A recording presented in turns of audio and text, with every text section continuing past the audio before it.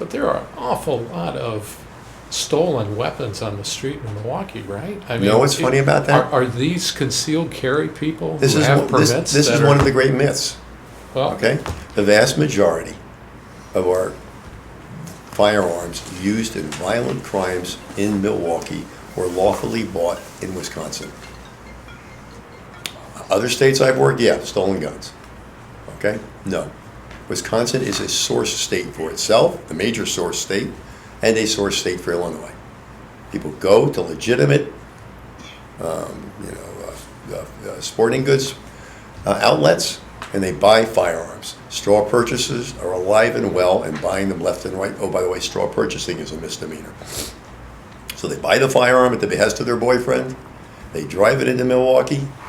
And in Milwaukee, you can sell on the street legally a gun out of the trunk of your car in the box to a guy who will not have a background check, who's probably a criminal.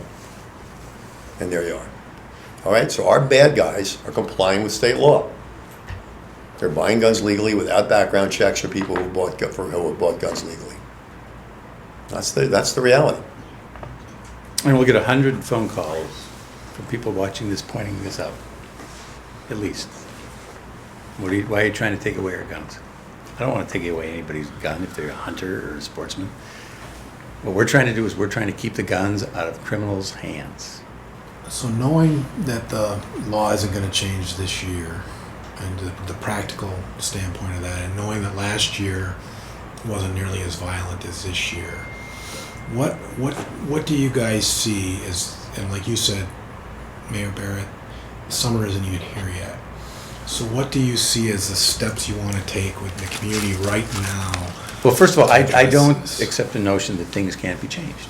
I think part of it is the media. How much emphasis is the media playing? How much does the media care about this? And I talked to the chief, and I want to do something we have never done before, and that's go to the television stations and talk about this. Again, I don't talk about these issues in isolation. I talk about Black Lives Matter because the reality is the vast majority of victims are African American, and I need within the central city to work with churches, to work with families, to work with not-for-profits, to everybody, to get our arms around that. We have to do that, but it's not just a problem because it's focused in that community. It's not. It doesn't mean it's not your problem. And I look at and I'll get this reaction most likely from legislators. Oh, there's Barrett going off on this issue again. But let's be real here. The state, and they're proud of it, the state has decided that all gun laws are an issue of statewide concern. They took away the preemption, so we can't do anything, and they're so proud of that they can boast that guns are by definition a statewide concern. Well, then shouldn't violence be also a statewide concern?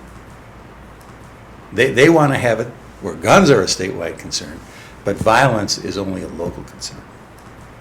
To suggest that those two are not related, I don't care where you stand on this issue, is unbelievable. Obviously they're related.